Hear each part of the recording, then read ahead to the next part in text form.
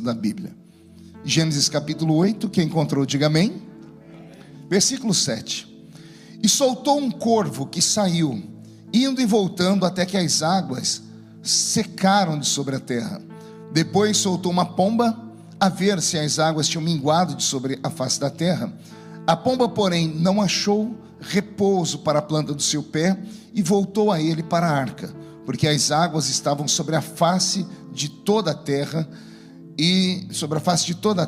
e ele estendeu a sua mão e tomou-a e colocou-a consigo na arca, e esperou ainda outros 7 dias, e tornou a enviar a pomba para fora da arca. E a pomba voltou a ele sobre a tarde, e eis que arrancada uma folha de oliveira no seu bico, e conheceu Noé que as águas tinham minguado sobre a terra. E então esperou ainda outros 7 dias, enviou fora a pomba, mas ela não tornou mais a ele. Amém aqui? Segundo texto da Bíblia, primeira epístola do apóstolo São João, lá do lado do Apocalipse. Primeira epístola do apóstolo São João, o capítulo de número 5 e o versículo de número 7. Epístola ou encíclica do apóstolo São João, discípulo a quem Jesus amava, capítulo de número 5, versículo de número 7. Está escrito aí: porque 3 são os que testificam no céu: o Pai, a Palavra e o Espírito Santo, e estes 3 são um. Vou ler de novo. Porque 3 são os que testificam no céu: o Pai, a Palavra e o Espírito Santo, e esses 3 são um. Feche a Bíblia e incline a sua cabeça. Pai, nós te exaltamos, te glorificamos e entendemos que dentro de alguns minutos este santuário ficará pequeno para o tamanho da glória que o Senhor vai mandar sobre nós. Os que vieram tristes saltarão de alegria nessa noite. Os que vieram se arrastando voltarão para casa voando nas asas de um novo tempo. E antes que eu comece a revelar os seus segredos e seus mistérios, cerque esta igreja com a sua glória. E num raio de 5 quilômetros, onde houver um demônio alojado, eu dou a esses demônios segundos para sumirem de Deerfield, porque se não sumirem, serão queimados pelo poder da sua glória, que aqui será derramada. Rasgue o céu sobre nós. Manda anjos de fogo descerem aqui, que estes anjos desçam trazendo brasas de fogo nas mãos. Comecem a esparramar estas brasas entre nós, e onde houver um crente cheio do Espírito Santo, pega ele nesta noite, Jesus. É o que eu te peço agora e sempre. E toda a igreja diz: quem pode dar a Jesus uma salva de palmas? Que maravilha. Eu li 2 textos da Bíblia hoje que eles vão se encontrar. O primeiro está lá no Velho Testamento, logo no primeiro livro da Bíblia, no livro do Gênesis. E Gênesis significa começo, início. E o segundo texto na epístola do apóstolo São João, o homem a quem Jesus amava. Quando eu era jovenzinho na igreja, um dia eu cometi uma gafe, pastor Erasmo.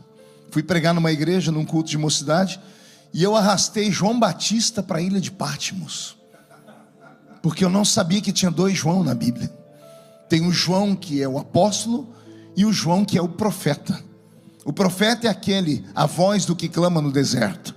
É aquele que acabou com a sua cabeça cortada e colocada em uma bandeja de prata, a pedido de Salomé, filha de Herodias, que quando dançou para Herodes, Herodes disse: pede, eu te darei até metade do meu reino. A menina poderia ter ficado milionária naquele dia. E ao invés de pedir a metade do reino, ela disse: eu quero algo que vale mais do que a metade do reino. Eu quero a cabeça de um profeta, porque o profeta vale mais do que um reino inteiro de pé. Poucas pessoas dão valor ao profeta, mas o profeta vale morto, vale mais do que um reino inteiro de pé. E que Deus ressuscite os profetas no nosso meio. Posso ouvir um amém por essa palavra? Pois bem, e eu não sabia que havia esses 2 Joãos na Bíblia. Depois me familiarizei mais e descobri que esses 2 Joãos tinham disparidades de personalidade, de temperamento e de contato com Jesus, chamado Cristo. Essa epístola que eu li do apóstolo São João, ela é pura revelação. João escreve ela quando ele tinha quase 90 anos de idade e era pastor na cidade de Éfeso. Ele termina o seu ministério ali e ele escreve para nós revelações sobre a eternidade. Na epístola, João vai falar para nós aquilo que nós pentecostais, principalmente aqueles que têm raiz lá dentro da Assembleia de Deus, que nós chamamos de doutrina da Trindade. Diga comigo, Trindade. Quem já ouviu falar disso? Quem acredita na Trindade? Quem aqui consegue explicar a Trindade? Cri, cri, cri, cri. Silêncio na igreja. Nós cremos por fé, mas raramente conseguimos explicar o que é a Trindade, porque nós cremos na existência de um único Deus. Sim ou não? A nossa religião é uma religião monoteísta. Temos como pai Abraão. Abraão é pai das 3 maiores religiões do mundo, e são as 3 maiores religiões do mundo monoteístas, que é o Islã, o judaísmo e o cristianismo. Essas 3 religiões, elas têm nascimento com Abraão e herdam também a cultura de adorar um único Deus. Mas vem o cristianismo e fala para nós que mesmo Deus sendo uno, ele se divide em 3. E aí João vai criar a teologia. Ele diz: 3 são que testificam no céu: o Pai, a Palavra e o Espírito Santo. Vou repetir: o Pai, a Palavra e o Espírito Santo. Quem é a palavra? Porque a palavra aparece com P maiúsculo ali. Não é a palavra escrita por um escritor. Esta palavra ali é aquela que o mesmo João escreveu no seu evangelho. No capítulo 1, ele começa o evangelho dele dizendo: no princípio era o Verbo. E o que é o Verbo? A palavra. Deus Pai é o construtor do universo, ou melhor, é o arquiteto do universo. Deus Filho, a palavra, é o construtor do universo. Deus Espírito Santo é aquele que colocou vida dentro do universo. Os 3 são um. Mas houve algum momento na eternidade que Deus, para nos abençoar, ele se dividiu em 3 e criou então uma história, uma das histórias mais belas de toda a humanidade.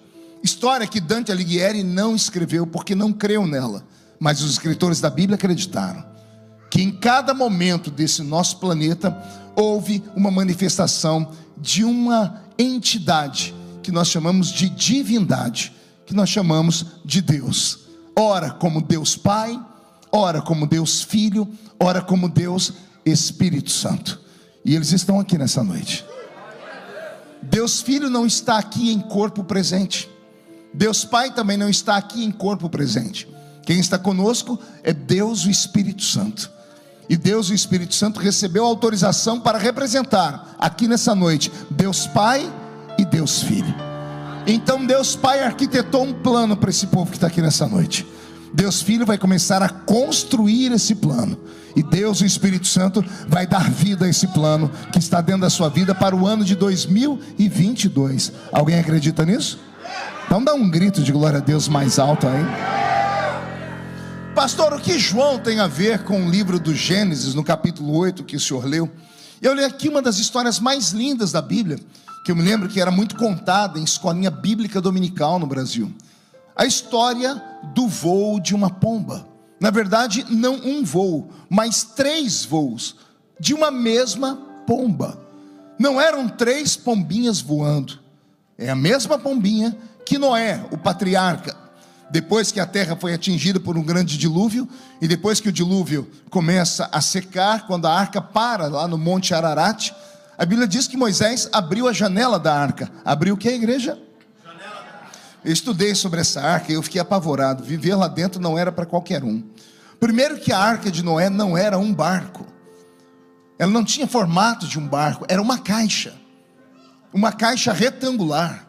Solta uma caixa retangular aqui no mar, aqui, você vai ver o que acontece com ela. Ela não tem habilidade, ela não vai para a esquerda nem para a direita. Não tinha leme a arca, porque Noé não sabia para onde ia. A arca era apenas para proteger.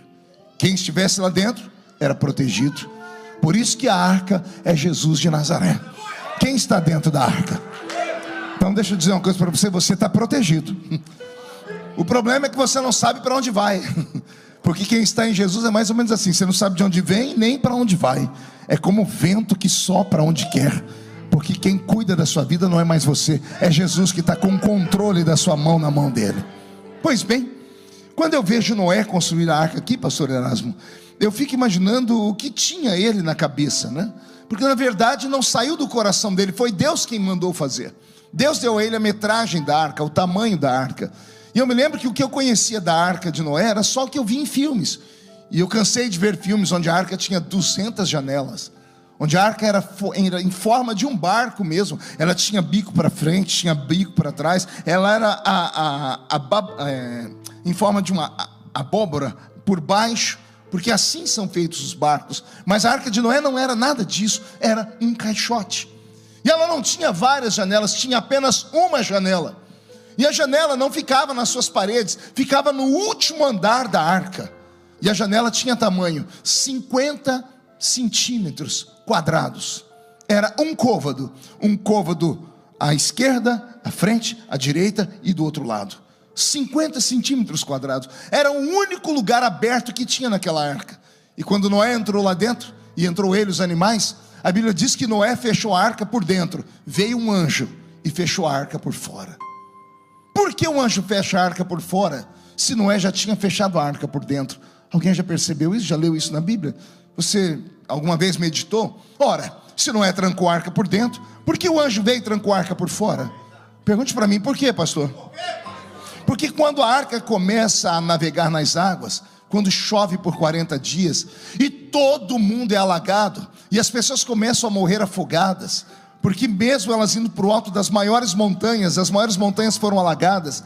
Noé era um ser humano e tinha sentimentos, e ele começou a ouvir grito de crianças, grito de bebês, grito de mulheres, parentes próximos a ele. As pessoas esmurravam a arca gritando: tem piedade, agora nós acreditamos, abre para nós entrar. E eu não duvido que Noé tenha tentado abrir a arca por dentro, mas Deus havia fechado a arca por fora. Aqui eu aprendo uma coisa que é tão ruim de falar: nós às vezes temos misericórdia de quem Deus não tem. Às vezes queremos abençoar alguém que Deus não quer que a pessoa seja abençoada, porque ela está debaixo de uma prova. Já aconteceu isso com você? Você quer fazer alguma coisa para a pessoa e trava tudo. Quando isso acontecer, não discuta, saiba que Deus está tratando com a pessoa. A porta que Deus fecha, o homem não abre, mas a porta que Deus abre também, não tem homem que feche. Amém por aqui? Uma vez eu fiz uma meditação, ela é até engraçada, porque eu sempre pergunto: se você vivesse nos dias de Noé, onde você gostaria de estar, dentro ou fora da arca? Quem gostaria de estar dentro? Levante a mão. Quem gostaria de estar do lado de fora? Levante a mão. Pois bem, e tem gente que não levanta a mão por nada. Você não queria existir naquela época, era isso. Mas eu fiz uma pergunta: você gostaria de estar dentro ou fora? Tem que escolher um lado. É claro que todos nós gostaríamos de estar lá dentro. Então quero te convidar a entrar dentro da arca comigo agora. Tem coragem? Então vem comigo para a arca. Acabamos de entrar na arca de Noé. E, na verdade, o nome está errado, a arca não era dele. Aquela arca era de Deus. Pergunte para mim por quê. Se fosse de Noé, alguns bichinhos não tinham entrado ali dentro. A cobra não tinha entrado lá dentro. O escorpião não tinha entrado lá dentro. Percevejo não tinha entrado lá dentro. Muriçoca não tinha entrado lá dentro. A hiena não tinha entrado lá dentro. Se a arca fosse de Noé, esses bichos não teriam entrado lá dentro. Mas os bichos entraram por quê? Porque Deus os chamou. E Deus mandou a cobra entrar lá dentro. E aí começa a dar desarranjo no pregador, porque, oh meu Deus, o senhor quer dizer que se a arca é o Senhor aqui dentro da igreja, que é um exemplo da arca, deve ter entrado aqui dentro também uma cobra, um escorpião. Por isso que às vezes a gente é picado, pastor Erasmo. As únicas pessoas que têm poder de nos machucar são aquelas que nós amamos. A única traição que dói é a traição de pessoas que estão muito próximas. E por que isso acontece na igreja, se ela é um ambiente tão pequeno? É porque a igreja não é como Lions Club, como Rotary Club, é como a maçonaria. O que tem essas três entidades? Só entra gente perfeita lá dentro. Igreja é hospital. Só entra para cá gente, alguns estão com os dias contados, gente cancerosa, aidética, cheia de vírus. E se você não gosta de permanecer na igreja, eu tenho uma notícia ruim para você, porque se aqui dentro é ruim, imagina lá fora como é. Um dia eu entrei dentro da arca e fiz um tour por ela. Quem sabe um dia ainda vamos fazer a arca em 3 dimensões e nós vamos poder entrar lá nesse mundo agora que o Mark Zuckerberg está criando. Como é que chama? Metaverso, né? Vai ter um mundo daqui num tempo futuro, onde você vai colocar um óculos e vai poder entrar dentro desses lugares. E eu vou pedir para que alguém faça a arca. Imagine você um lugar que tem 3 pavimentos, 3 andares, mas só tem uma janela no último andar. Uma janela de 50 centímetros. Imagine tudo isso trancado por 1 ano. A única forma de ventilação era aquela janelinha de 50 centímetros, ou de 50 centímetros de um côvado quadrado. Só ali. Dentro daquela arca havia milhares de animais que não podiam ficar andando dentro dela, porque era uma caixa. Se todo mundo vem para cá, aquilo virava. Se vai todos os animais para lá, ela virava. Noé teve que fazer compartimentos. E esses animais ficaram presos. E alguém tinha que cuidar desses animais, ou não? Esses animais tinham que comer, sim ou não? Tinham que beber, sim ou não? Então segure aí. Eu fiz um cálculo pelo tamanho da arca. Pelo menos 8.000 pares de animais estavam lá dentro. E tinham só 8 seres humanos para cuidar disso.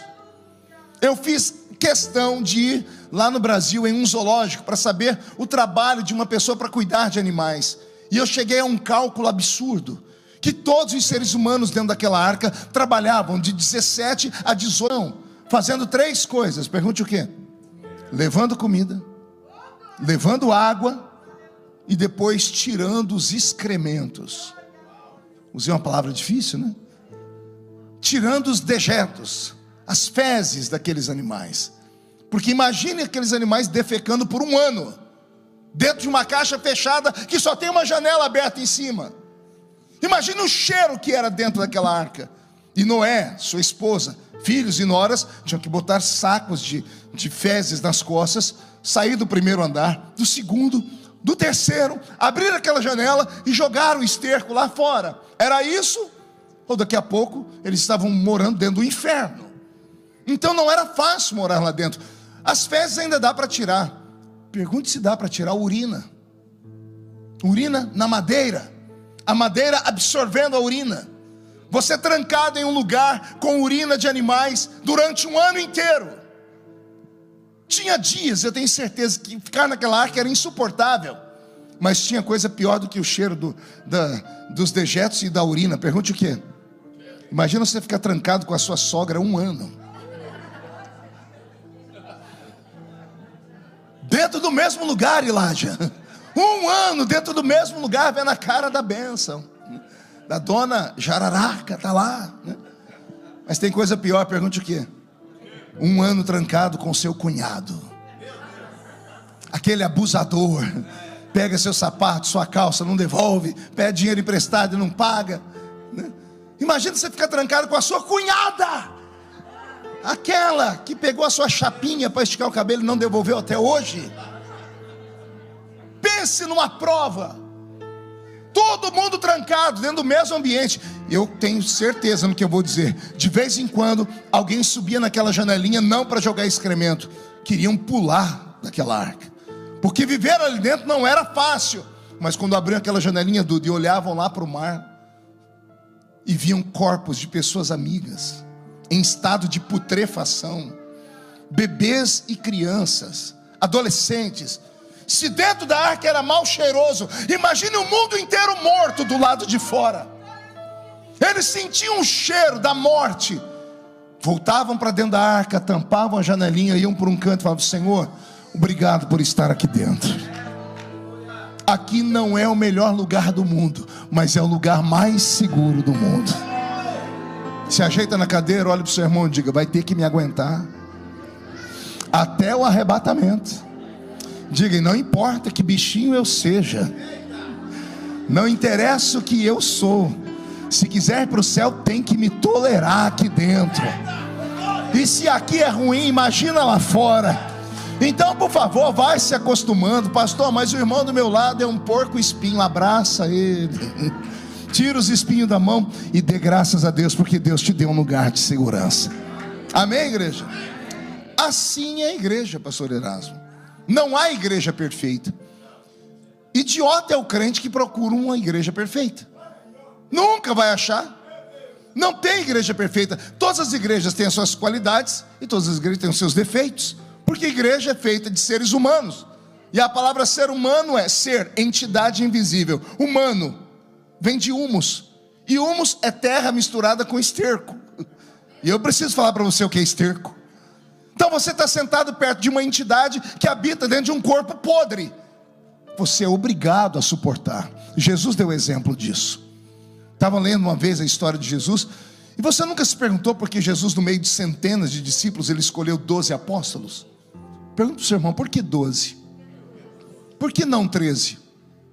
Por que não 11? 12. Aí vem os crentes que conhecem a Bíblia e dizem assim, por causa da escatologia bíblica, porque no Velho Testamento, a igreja do Velho Testamento nasce com os 12 tribos de Jacó, e a igreja, que é a igreja do Novo Testamento, nasce com os 12 apóstolos. A explicação é bonita, a hermenêutica é bem aplicada, mas tem coisa mais profunda do que isso. E aqui, se vocês não acreditarem em mim, pode perguntar para minha esposa, porque ela conhece um pouco, ela é psicóloga. Freud disse que existem temperamentos diferentes dentro da sociedade. Isso não me falha a memória. Existem 12 tipos de temperamentos. A humanidade toda inteira é dividida em 12 tipos de temperamentos. Uns são fleumáticos, outros são sanguíneos, uns são coléricos, outros são depressivos, outros são chatos de galocha, outros são cri-cri, e por aí vai. Cada um tem um temperamento. E aí Jesus chama 12. Ele chama homens que têm temperamentos diferentes. Ele chama um Pedro que fala mais que o homem da cobra, e chama um Tomé que duvida de tudo, e chama um João que quando ora quer matar as pessoas só porque não receberam ele direito, e chama um Judas que é um revolucionário, e chama um Filipe que é um político nato que ganhou o judeu mais perfeito do seu tempo, que foi Natanael. Cada um dos discípulos de Jesus tinha um temperamento, e nos 12 estão o temperamento de toda a humanidade. Ele chamou até o Iscariotes. Foi a maneira de Jesus mandar um recado para nós. Pergunte qual? Não interessa o seu temperamento. Se cruzar o meu caminho, eu te uso. Se ouvir a minha voz, eu te trago para o meio. Se der atenção, eu te faço um ser humano poderoso. Mas se vier e não me deixar mudar a sua vida, você pode terminar os dias pendurado pelo pescoço, como o Iscariotes terminou. Ou você pode terminar os seus dias ascendendo, como Jesus fez com os demais apóstolos, porque eles tinham uma vocação divina. Jesus não perde nada e nem ninguém. Amém até aqui, igreja? Então é isso que nós temos dentro da Bíblia Sagrada. E a igreja é isso. A igreja é uma grande arca, e nós estamos aqui porque o Senhor nos chamou. Eu sei que às vezes eu, como pastor, o pastor Erasmo não, porque ele é mais equilibrado, mas às vezes eu estou lá no culto, eu dou uma olhadinha para a igreja, me dá uma vontade de mandar alguns irmãos embora da minha igreja. Dá vontade de falar, irmão, vai congregar em outro lugar, né? A pessoa passa o culto inteiro me provocando, me olhando com aquela cara, segura aí, né? Feia, parecendo que foi batizada num pote de vinagre. Eu estou aqui lutando, suando, trazendo o céu para a terra, e a pessoa está lá, abrindo a boca de sono. E ela vem dizer assim, não pastor, é que eu não dou glória a Deus por qualquer coisa. Ah, coisa ruim. Quem foi que disse que você tem que ter coisas especiais para dar glória a Deus? Você deveria dar glória a Deus só por estar aqui dentro, só por fazer parte da arca, só por saber que o seu nome está escrito no livro da vida. Alguém tem o nome escrito no livro da vida aqui? Então reage, pelo amor de Deus. É assim que funciona. Eu me lembro que um dia, pastor Erasmo, eu conversei com um irmão. Ele foi meu cunhado que ganhou ele para Jesus, inclusive. E ele parou de ir na minha igreja. E ele veio falar comigo e disse, eu estou saindo aqui da igreja. Eu falei, amém, vai com Deus. E ele ficou bravo, acho que ele queria que eu falasse, não, fica, ou me explica. E eu, cansado, ele falou, você não vai nem perguntar porque eu estou indo embora? Eu falei, não. Ele falou, mas eu vou te falar. Eu falei, fala. Ele falou, eu vim congregar com você porque você é um Marco Feliciano. E quando você prega, o céu treme, a igreja gosta, você tem conhecimento, tem capacidade. Eu falei, e? Ele falou, e que você não fica aqui todo dia. E eu tenho que ouvir esses presbitinhos aí. Tem que ouvir aí esses diachos, né? Tem que ouvir esses crentes aí que só falam a mesma coisa todo dia. Arroz com feijão todo dia. Eu vim congregar porque você é o Marco Feliciano. Aí eu falei assim para ele, querido, respirei 3 vezes e xinguei ele, mas xinguei no idioma do crente, né? Foi seu incircunciso, filho da Belial. E soltei mais uns montes, né? Falei para ele, deixa eu te dizer uma coisa, eu viajei bastante pelo mundo todo e comi de tudo nesse mundo. Tem comidas que eu comi que são verdadeiras iguarias, e só de pensar dá vontade de comer de novo. Mas se eu dependesse das iguarias para sobreviver, eu tinha morrido raquítico. O que sustenta a gente é o arroz e o feijão. Pegou aí? Não pegou? Vamos falar de novo. É bom ter um Marco Feliciano de vez em quando aqui na Generator. Quase saiu, quase, até o fim da vida eu vou conseguir. É lindo saber que terça-feira vai estar aqui o pastor Cláudio Duarte. É bom ouvir esses homens, mas não é isso que sustenta a igreja. O que sustenta a igreja são essas pessoas que fazem parte do corpo. É o louvor cantado aqui repetidamente. É o irmão dando testemunho, dizendo assim: fui limpar a casa do americano e ele me abençoou. É isso que sustenta a igreja, é o arroz com feijão. Então não abra mão do arroz com feijão. Não ignore o arroz com feijão. Pois bem, quando eu abro a Bíblia aqui em Gênesis, no capítulo 8, eu vejo uma pombinha fazendo 3 viagens. E há algo dentro de mim que me leva a uma adoração extravagante. Se fosse para ficar triste, Jesus teria nos mandado congregar no cemitério. Se fosse para ficarmos em silêncio, Ele não teria tirado a gente daquela igreja morta onde a gente congregava antes. Que você chegava na igreja, em cada parede estava a imagem dele morto e crucificado. Não tem como adorar a um Deus que está preso em uma cruz ensanguentado. Mas você entra aqui dentro, olha para as paredes, Ele não está mais na parede. Aí você pergunta para qualquer um aqui: onde está o seu Deus? Ele diz: Ele vive dentro de mim. Ele vive e reina para sempre. Ele até morreu, mas ressuscitou. Quem crê no Cristo que ressuscitou aqui? Deus é um Deus de movimento. Deus Pai na eternidade, sentado no seu trono, Ele, por amar-nos, se dividiu, como se houvessem 3 copos e Ele fosse essa água. E então Ele se divide no primeiro copo, o segundo e o terceiro. E Ele se divide em Pai, Filho e Espírito Santo. A princípio era apenas o Pai, porque Pai é o gerador, Pai é o paterno. Só pode ter um filho se houver um Pai. Então é o Pai que, por amar o universo, por amar o cosmos, Ele se divide em Filho e em Espírito Santo. Por que Ele fez isso? Porque Ele sabia que haveria uma trama, uma epopeia, uma grande história a ser construída, e precisaria que a humanidade o conhecesse na sua plenitude. E não daria para conhecer Deus na sua plenitude conhecendo apenas uma das suas faces. Então, de Gênesis até Malaquias, nós temos o império de Deus Pai. A pombinha saiu do céu e veio à terra procurando um coração para pousar, mas os corações estavam em águas profundas de sujeira, e Deus não conseguiu pousar. Deus tentou com Adão, e Adão pecou. Deus tentou com a geração de Adão, e Caim mata Abel. Deus tentou com os homens, e não conseguimos. Quem conhece um pouco de teologia antiga vai se lembrar que o Velho Testamento todo está separado em 5 dispensações. Dispensação da inocência, consciência, governo humano, era patriarcal e lei. Coisas que os crentes modernos já não conhecem mais. Há uma história construída e escrita por Deus. O Velho Testamento inteiro são 5 dispensações. Dispensação da inocência, Adão dentro do Éden, não conhecia o pecado. Dispensação da consciência, os filhos de Adão que nascem pós-pecado. Por Adão ter tocado na árvore do conhecimento do bem e do mal, os homens conhecem eles. Depois a dispensação do império dos homens. É quando começam a nascer os reis da terra. O primeiro grande rei da terra foi Nimrod. E Nimrod tentou levar os homens a construir a Torre de Babel. E a Torre de Babel era uma afronta ao Deus vivo, porque Deus, quando terminou o dilúvio, disse a Noé: porei o meu arco no céu, para que todas as vezes que chover, eu veja o arco e eu desligue a torneira, porque eu não vou destruir mais a terra com água. Eu não vou mais trazer esse tipo de tragédia sobre a humanidade. Então havia uma história. Então nós temos o governo humano, temos a era patriarcal. Aí Deus levanta Abraão, lá na Mesopotâmia, em Ur dos Caldeus. De Abraão vem Isaac, de Isaac vem Jacó. A era dos patriarcas. Depois entramos na época da lei, e na lei Deus levanta um homem chamado Moisés. E Moisés é o primeiro legislador da história. É ele quem cria a Constituição Federal do povo hebreu. Os primeiros 5 livros da Bíblia, Gênesis, Êxodo, Levítico, Números e Deuteronômio, são chamados de Pentateuco, ou seja, a Torá, o livro de lei de Israel. Quem escreve eles? Moisés. Então nós temos aí o período da lei. E depois da época da lei, o diabo dizia: pode mandar. manda que eu desfacelo ele. Aí em cima o Senhor ganhou, aqui embaixo quem ganha sou eu. E a pombinha procurou um lugar para pousar e não encontrou. E ela volta para a arca do céu.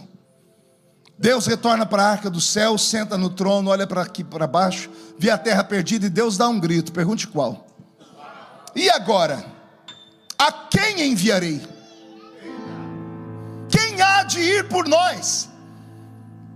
Lá em Apocalipse parece que um anjo ouviu e gritou: ninguém na terra, nem debaixo dela, e nem em cima dela, porque todos pecaram e destituídos estão da glória de Deus. O salário do pecado está tudo perdido, não podia ninguém salvar o homem. Aí lá no céu, o meu Deus, o eterno, se divide. Ele pega a sua água, a sua essência, e se divide em Filho e em Espírito Santo. Aí o Filho eterno olha para o Pai e diz: eis-me aqui, envia-me a mim. Olha só, a pombinha não encontrou lugar para pousar e voltou. Daqui a pouco, ó, a porta do céu abrindo, e lá vem a pombinha de novo. Só que agora ela não vem voando, ela vem de maneira invisível e entra dentro do ventre de uma virgem chamada Maria. Ela está sendo desposada por um velho de quase 80 anos que é José. Ela está arrumando a roupinha dela para ir embora. De repente o quarto dela escuro é iluminado com uma presença angelical. Quando ela olha para trás para ver, ela vê um homem de cabelos brancos, rosto de bronze. Antes que ela tivesse um infarto no miocárdio, o homem de branco se apresenta a ela e diz assim: benditas seja tu entre as mulheres. E ela se arrepia toda, imagino, porque judeu não fala isso. Judeu encontra outro e diz: Shalom Adonai. E ela diz: veja que você não é judeu. Eu imagino ele dizendo: não sou judeu. Na verdade eu não sou nem terráqueo, eu sou do céu. E o meu nome é Gabriel, e eu assisto diante do trono de Deus. E você foi escolhida para ser a mãe do Salvador da humanidade.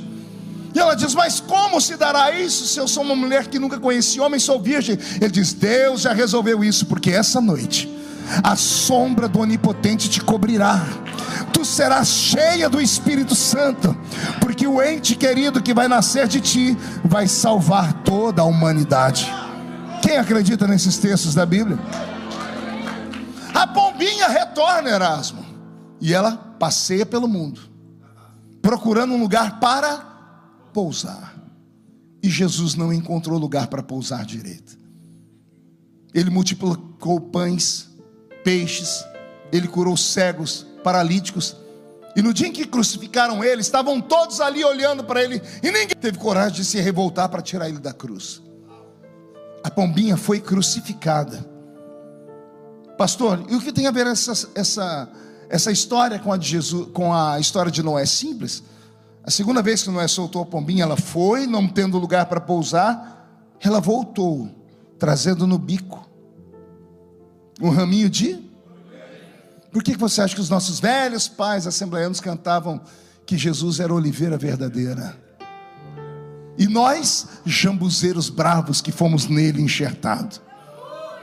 Ele não encontrou lugar para pousar eternamente, mas ele encontrou galhos. E esses galhos se tornaram em apóstolos. E esses apóstolos, depois que ele ressuscitou, deram a vida pelo Evangelho. O Evangelho foi crescendo. A pombinha retornou para o céu com a marca da oliveira. Alguém se lembra o último lugar que Jesus esteve antes da cruz? Um jardim chamado Getsemane. Getsemane, o jardim das oliveiras. A palavra Getsemane significa prensa de óleo. Foi ali que o fruto da oliveira foi exprimido. Isaías 53 diz que ele foi moído pelas nossas iniquidades. O castigo que nos traz a paz estava sobre ele. Fomos pelas suas pisaduras curados, porque ele foi exprimido naquele lugar. E quando o suco da oliveira é exprimido, o primeiro óleo que sai é entregue no altar. E aqui dá uma pregação que você nunca ouviu. A gente sempre fala do sangue derramado na cruz. Quem já ouviu pregações sobre o sangue derramado na cruz? Você já ouviu alguém pregar sobre o sangue derramado no Getsemane? Sabia que Jesus derramou sangue no Getsemane? A Bíblia diz que ele suou gotas de... Oh Jesus, Porque todas as vezes que se pegava o fruto da oliveira e espremiam ela, o primeiro suco, o primeiro óleo era tão puro que era entregue no altar como sacrifício. Espremiam até 4 vezes a mesma fruta. Na segunda vez que já saiu um óleo menos puro, era usado para comer. Na terceira vez, o óleo era usado como remédio para curar. E por último, o óleo que sobrava era usado nas lamparinas. Tudo se aproveitava. Jesus foi espremido primeiro no Getsêmani. O primeiro sangue que ele derramou não foi para nós, foi um sacrifício ao Deus vivo. Porque Deus conhece o que ele deixou escrito na palavra: só há remissão de pecados se houver derramamento de sangue. A pombinha retornou para o céu, retornou com as marcas da oliveira. Amém até aqui? De repente o céu se abre de novo, e lá vem a pombinha de novo. E agora o texto é bonito, eu tenho ele de cor na cabeça. Estavam todos reunidos no mesmo lugar, quando de repente veio do céu um som, como de um barulho forte e impetuoso, e encheu a casa onde estavam assentados. Foram vistos por eles línguas repartidas como que de fogo, as quais pousaram sobre cada um deles, e todos foram cheios do Espírito Santo, e começaram a falar em outras línguas, conforme o Espírito Santo lhes concedia que falassem. Aí a Bíblia vai dizer que a pombinha saiu pela terceira vez e não voltou mais. Está aqui conosco hoje. Não entendeu? Vou falar de novo. Deus Pai veio nas primeiras 5 dispensações: inocência, consciência, governo humano, era patriarcal e lei, e o homem não conseguiu dar a ele o seu coração. Deus Pai voltou para o céu. Veio Deus Filho, tentou o coração do homem e também não deu muito certo, mas ele voltou carregando as marcas da oliveira para o céu. E agora vem Deus, o Espírito Santo. E é tão interessante que quando Jesus foi batizado nas águas, o céu se abriu e o Espírito Santo desceu sobre ele em forma corpórea de uma pomba.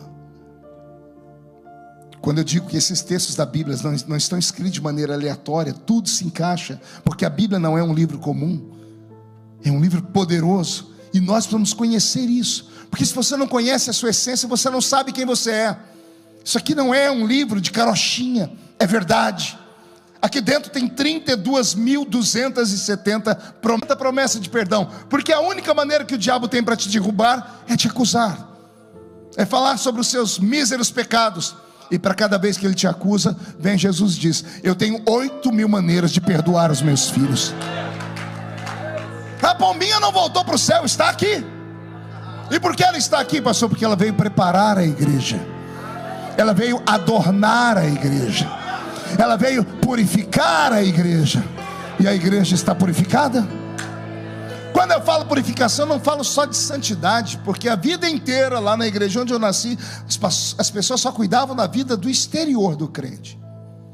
Falavam que o crente tinha que se portar como santo. A mulher de César não basta ser honesta, tem que parecer honesta. Todo mundo se preocupava com vestes. Até um dia que eu li um texto na Bíblia, e para todo mundo que eu pergunto, dá um nó na cabeça deles. Quem gosta de revelação aqui? Quem já leu a parábola das 10 virgens? Só 4 irmãos, o resto nem sabe o que é. As 10 virgens, quem já leu? Era meia-noite, estavam todas deitadas aguardando a vinda do noivo. À meia-noite ouviu-se um clamor: eis aí o noivo, sai ao seu encontro. A Bíblia diz que as 10 acordaram, mas só 5 tinham azeite suficiente na botija, porque era madrugada, e só com azeite na botija tinham fogo para encontrar o caminho no meio da escuridão.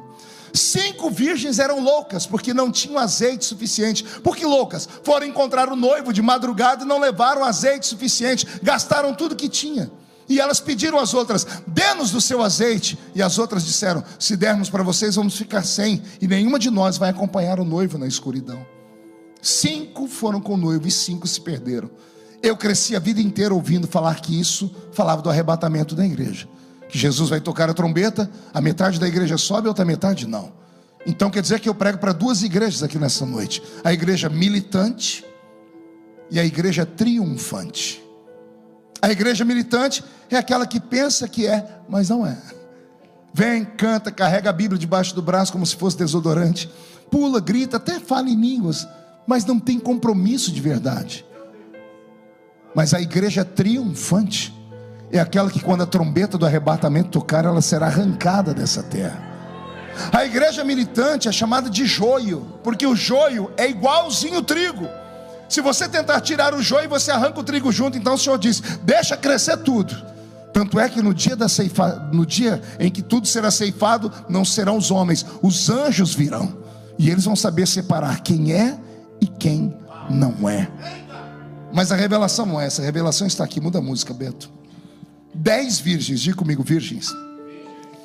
10 noivas, diga noivas. Qual é a roupa que a noiva usa? Que cor?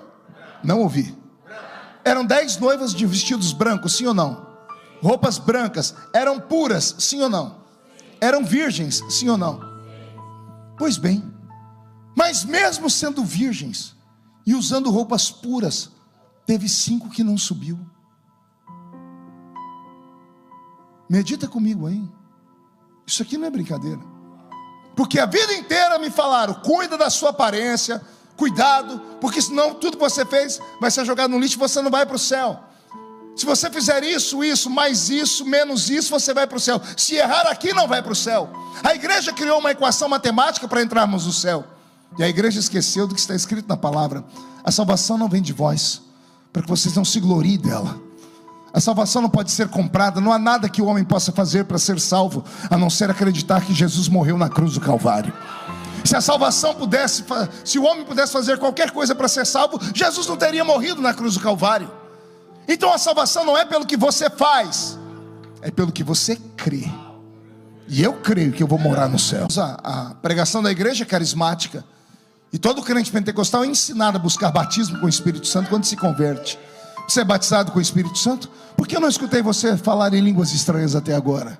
Ah, pastor, porque eu só falo quando eu sinto. E eu repito a pergunta que eu fiz agora há pouco: você tem que sentir o que para falar em línguas? O vento das asas de Miguel? Você quer sentir o que? Um calor subindo pelo pé, arrepio na nuca? Você não fala em línguas porque sente, você fala em línguas porque você recebeu as línguas. Você recebe um idioma para quê? Para falar o idioma. Mas eu vou falar com quem, pastor? Línguas não se fala com homens, se fala com Deus.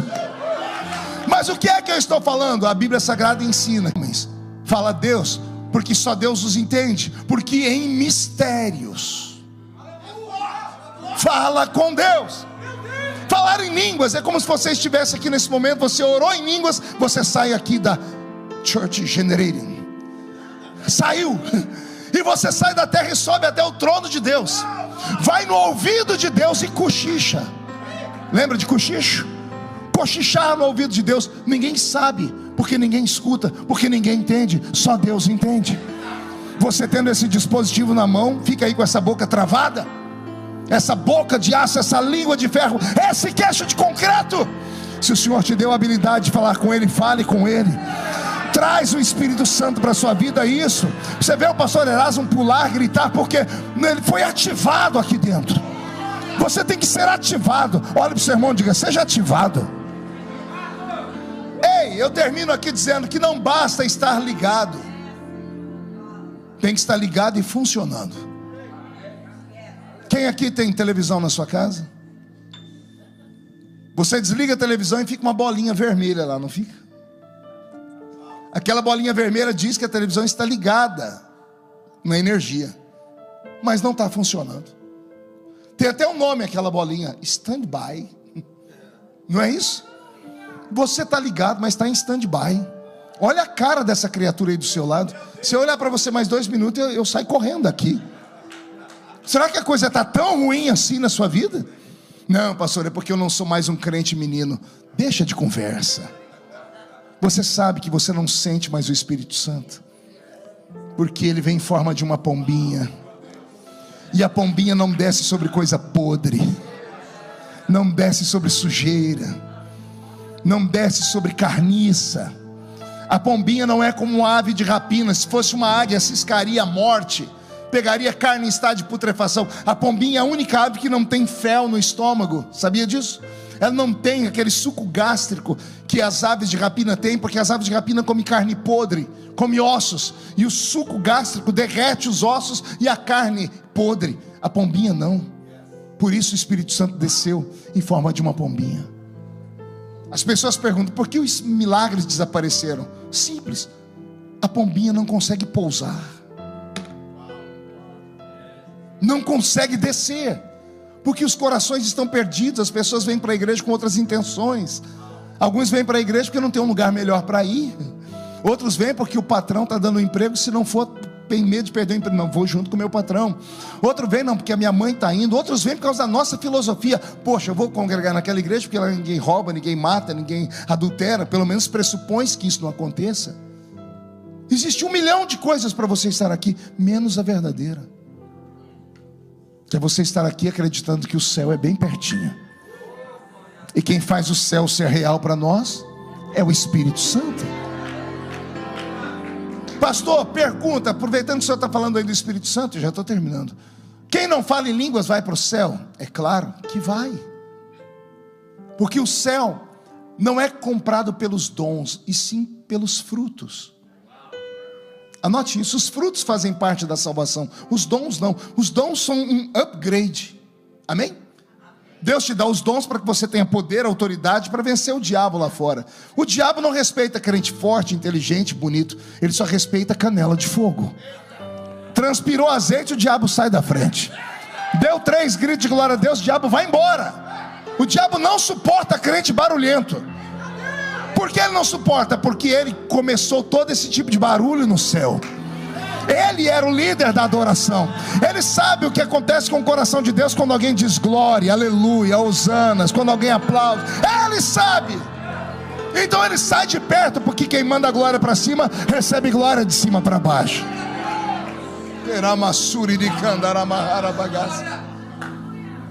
Pastor, se a pessoa vai para o céu sem falar em línguas, então eu estou muito bem. Está bem não. Quem, quando veio aqui para esse país, não falava uma palavra em inglês? Levante a mão para eu ver. Tem gente que não fala até hoje, né? Você vai num restaurante e alguém diz: pede esse prato. Aí você decora o prato. Chega lá, vem o garçom e diz: que você quer, mas em inglês. Aí você diz: eu quero isso, isso, isso. Aí o garçom fala, ele começa a falar um monte de coisa. Aí falou: travou tudo agora. Aí você fala: yes, é isso que eu compro. Você não consegue se comunicar com ele. Um brasileiro chegou aqui na Flórida uma vez, chegou numa padaria aqui e falou: tem café? O garçom disse: yes.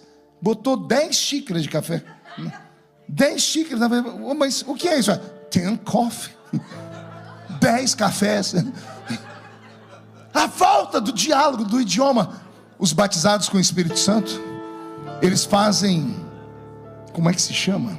Um estágio dentro da igreja para morar no céu. Entendeu? Não, vou falar de novo. Quem fala em línguas aqui, quando chegar no arrebatamento, quando entrar no céu, vai dizer assim: I am here. Eu sei tudo, porque já chega falando no idioma do céu. O culto pentecostal é uma preparação para morar lá dentro. Você não gosta de barulho, eu te respeito, mas você vai sofrer no céu. Você não gosta, não crê em profecia, em anjo, em língua estranha. Não, isso é muito místico. Quando você entrar no céu, você vai se esconder uns 10.000 anos atrás das árvores de lá. Você vai olhar de cá, anjo de fogo, cavalo de fogo, gente falando em línguas. Você vai falar: onde eu estou? Você devia ter aprendido aqui. Aqui é um lugar da gente fazer um estágio. E como é que a gente aprende esse estágio? O Espírito Santo que está aqui dentro. O Espírito Santo não é só uma força, ele é uma pessoa. Permita ele pegar nas suas mãos essa noite, e vocês saírem por aquela porta juntos, e vai acontecer algo extraordinário na sua vida. Eu profetizo em nome de Jesus que 2022 será o ano da sua amizade com o Espírito Santo aqui na América do Norte. Por quê, pastor? Porque a pombinha veio e não voltou. Vou repetir: a pombinha está aqui, ela não voltou ainda. Pegue ela, faça amizade com ela, abrace ela, fale em línguas com ela, receba os dons dela, e a sua história será transformada. Vamos estar em pé.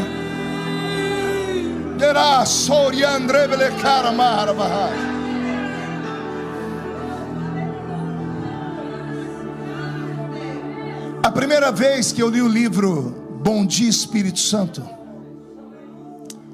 Good morning, Holy Spirit. Pastor Ben Hinn. Eu entrei dentro daquele livro e não queria sair mais, porque ele me apresentou o Espírito Santo de uma forma tão simples, como alguém íntimo, como alguém que é amigo. Mesmo sendo ele o Deus Criador, ele quer fazer amizade conosco.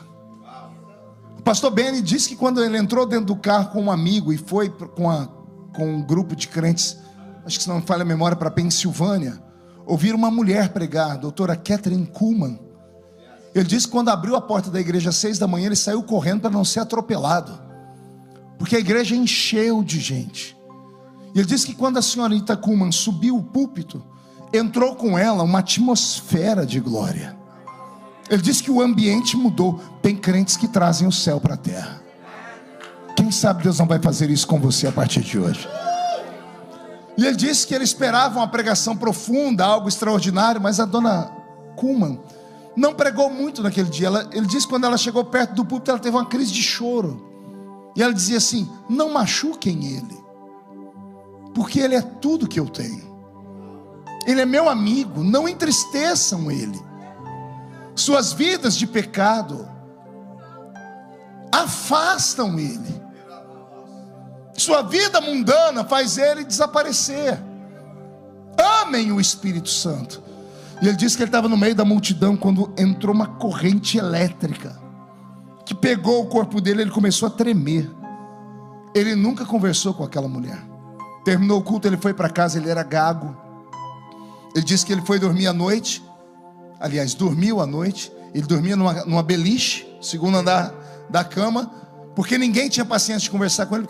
Quando ele acordou, ele sentou na cama, lembrou do que a senhorita Kuhlman disse: ele é uma pessoa. E o pastor Ben Hinn escreve que ele sentou na cama e gaguejando disse assim: good morning, Holy Spirit. Bom dia, Espírito Santo. E ele pulou da cama. Ele pulou e ficou caído no chão 8 horas. Ele disse que ele tentava levantar, ele ficou embriagado. Uma presença inundou o quarto dele. Ele disse que quando ele conseguiu sair do quarto, a mãe dele estava usando o vecchio. É vecchio, né? Que fala, estava aspirando. Ele passou perto dela, a mãe dele caiu no chão. Mas ela não caiu de forma violenta. Ela disse que ela caiu como uma pluma. E ela disse: o que é isso? Ele disse: é o meu novo amigo. O Holy Spirit está aqui. E de lá para cá vocês conhecem o que aconteceu na vida desse homem. O mesmo Espírito que teve lá está aqui, Erasmo. Alguns anos atrás, esse mesmo Espírito foi aqui em Pensacola, pertinho de vocês, e pegou um homem tatuado chamado Todd. E esse menino que foi filho de pastor e que se tornou um motoqueiro, tatuado até o nariz, quando voltou para Jesus, o pai dele tinha tanta dificuldade de lidar com ele na igreja tradicional, que ligou para um amigo, disse: recebe o meu filho aí, porque a igreja não aceita ele aqui. E o pastor recebeu, era mais liberal, e deu oportunidade para o tatuado pregar. E o tatuado fez amizade com o Espírito Santo. Estava marchando para Jesus aqui em Miami com o apóstolo Estevão e a bispa Sônia. E o Marquinho, um amigo meu, me ligou do Nextel, na época do Nextel: pastor, eu tive ontem em Pensacola. Eu disse: e aí? E aí, que é uma coisa fora do comum, 20 mil pessoas, um grupo de médicos em cima do púlpito. Uma mulher começou a gritar: estou vendo, estou vendo. Pegaram a mulher, correram com ela para o hospital, tiraram a radiografia, porque ela tinha uma prótese oca. E ele disse: na radiografia mostra que os nervos entraram dentro da prótese e cresceu um olho dentro dela. Milagres fora do normal. Quem é que provoca isso? O Espírito Santo. Ele não voltou, ele está aqui. Às vezes a gente tem medo de macumba, de obra de feitiçaria, de magia negra. Aí você vai estudar como é que nasce um pai de santo, como é que nasce um catimbozeiro, e você vê o que eles têm coragem de fazer para se tornar o que são. Raspam a cabeça, fazem cortes com navalha nas costas, fecham os cortes com obra de feitiçaria, com osso de ser humano triturado, chamado ebó ou obá. Quando a pessoa vai voltar em si, ela recebe um espírito de herê, fica como uma criança. Um adulto fica como uma criança, fazendo dadá, gugu. Quando a pessoa volta em si, ela entra num jejum de 30 dias, sem comer e sem beber. Sabe como ela quebra o jejum? Bebendo sangue e comendo carne em estado de putrefação em cemitério, Erasmo. O primeiro banho delas é com fezes e urina de animais. Depois de tudo isso, 45 dias depois, nasce uma feiticeira, um vidente. Os ímpios fazem coisas e fazem qualquer coisa para receber o espírito do inferno, um espírito que chama eles de cavalo, e cavalo só dá coice. Aí vem o Espírito Santo aqui e diz assim: eu não peço tudo isso, eu só peço que você entenda que eu estou aqui. Eu só quero um abraço seu, eu só quero a sua pureza, a sua santidade. Eu quero que você fale comigo, eu quero que você sinta a minha presença. E eu não vou te chamar de cavalo, eu vou te chamar de ovelha. O Espírito Santo desce sobre as ovelhas. Ele não voltou para o céu, ele está aqui em Deerfield nessa noite. Feche os olhos. Roberto, canta uma música para trazer o Espírito Santo para perto de nós.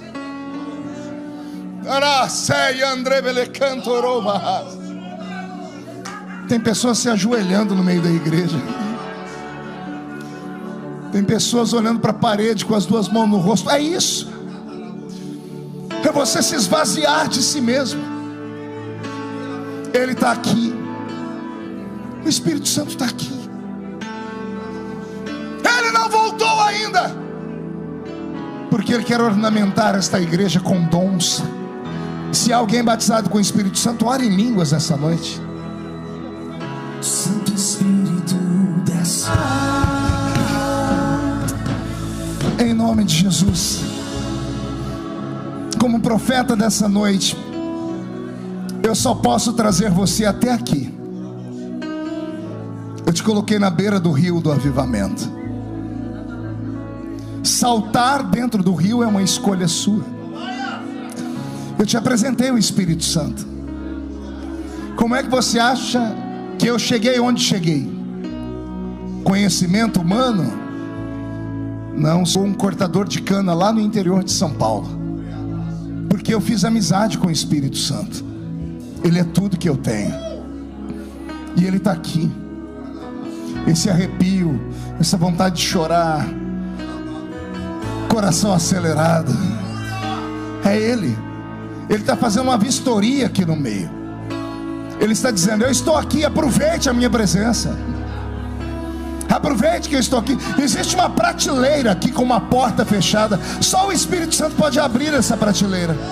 Lá estão dons do Espírito Santo: curar enfermos, interpretação de línguas, palavra do conhecimento, dons de operação de maravilhas, interpretação de línguas, discernimento de espírito, dom da fé.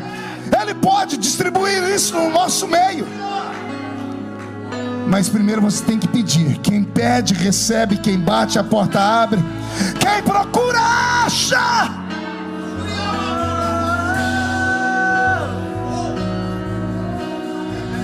Santo Espírito desce. Para terminar, olhos fechados, mão aberta, erguida ao alto da cabeça, bem alta. Diga comigo em nome de Jesus: todos os demônios que lutaram contra a minha vida, contra a minha família, contra as minhas experiências, que roubaram os dons, a sensibilidade, as emoções, eu ordeno. Venha para a palma da minha mão, feche a sua mão. Eu conto até 3, você joga no chão e pisa em cima. Aí você encontra 2 pessoas, dê um abraço nelas e só lembre ela dizendo: Ele ainda está aqui.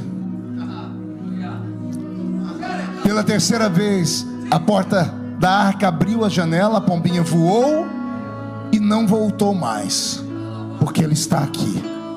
1, você nunca mais será o mesmo. 1,5, sua família sentirá orgulho de você de novo. 2, quem viver verá para ver o que vai acontecer em 2022 aqui na Flórida.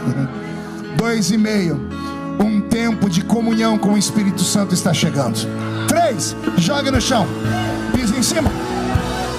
Quem já Nós te agradecemos por esse momento de comunhão e pedimos ao Senhor, se revela dia a dia para nós e devolve tudo que foi roubado da nossa vida. A igreja diz amém? De olhos fechados. Eu não sei se tem alguém, mas eu não posso deixar a oportunidade de passar. Será que tem alguém nessa noite que está afastado dos caminhos do Senhor, que veio aqui hoje a convite de um amigo, de um parente, e enquanto eu pregava você disse: o Senhor ainda me ama? E ele disse: te amo e ainda estou aqui. O Senhor quer transformar você em um pastor, você em uma mulher de oração, mas onde você está é difícil. Você precisa voltar. Seu nome foi riscado do livro da vida quando você foi excluído daquele ministério. Por isso essa vontade de morrer, de matar, de se matar. Mas se você entregar sua vida para Jesus hoje de volta, tudo que foi roubado será devolvido. Tudo será devolvido em um tempo rápido. Porque as promessas que Deus te fez lá naquele lugar não morreram, nenhuma delas. Elas estão paralisadas. Você precisa ativá-las. De que jeito, pastor? Voltando para Jesus. Enquanto você pensa, será que tem entre nós alguém que não é evangélico? É amigo, é parente dos evangélicos, veio aqui hoje, não entendeu muito do que eu preguei, mas sentiu cada palavra. E você está dizendo: o que eu tenho que fazer para ser tão feliz assim, pastor?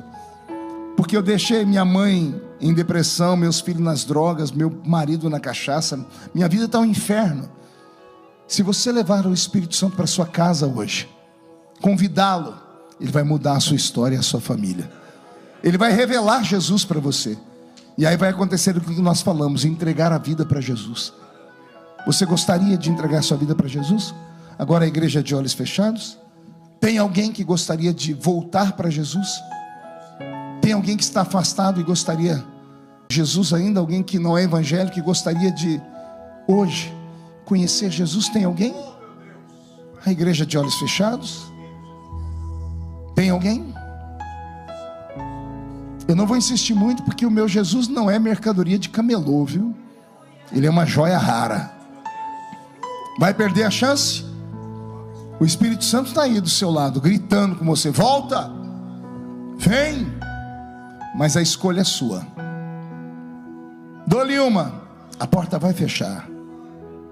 Dou-lhe duas. Senhor, nós te agradecemos por esse momento, e que o Senhor dê outras oportunidades às pessoas que aqui vieram. Que seja hoje o início de uma nova história, porque a palavra foi plantada e ela vai criar raiz, e vai crescer e vai germinar. E um tempo de paz e alegria vai dominar a vida deles, em nome de Jesus. E a igreja diz: os que podem dar uma salva de palmas a Jesus. Tome seu assento, por gentileza. Glória a Deus. Amém? Bora fazer uma vigília.